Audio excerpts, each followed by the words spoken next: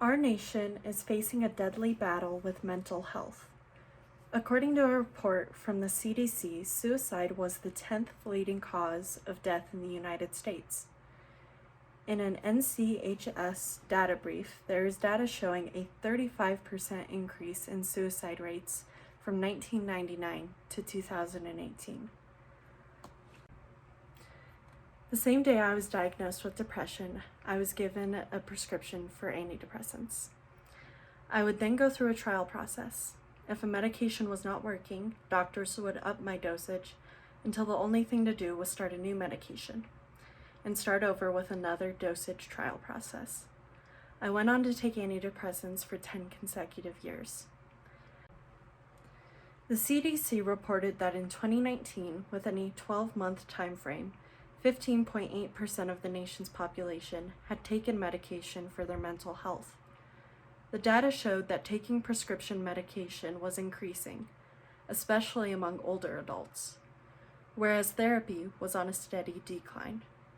Okay, so I have been on Effexor for about 20 years. I barely even mentioned that I was feeling depressed, and he said, well, here, try this. It might take 3 weeks for you to notice anything, but let's revisit it then. He didn't even ask what was going on or suggest other alternatives. The problem is not prescription medication. The problem is a lack of educating patients on more holistic treatment.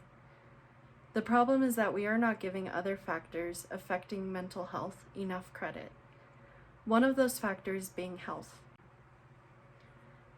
From 2017 to 2018, the CDC reported that 73.6% of the adult population were overweight or obese. In a research study linking obesity and mental health disorders, researchers found that there was a 25% increased likelihood of mood and anxiety disorders in those who are considered obese. There are many other studies comparing obesity and mental health disorders. If you take a step further, you can find research linking mental health to one's gut health.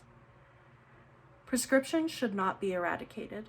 There are many benefits to taking behavioral health medications. However, discussions centered around holistic tools, such as nutrition, should be more common, especially in doctors' offices. So I was on medication for, I'd say 2 to 3 months before I stopped taking it. I take kratom fairly frequently, which generally elevates my mood, gives me more energy, and it's like a really clean feeling. And to me, it feels like what medications are trying to do. Physical exercise is hugely important, absolutely huge. Diet can play a big factor, and sleep. You have to get regular sleep and lots of it.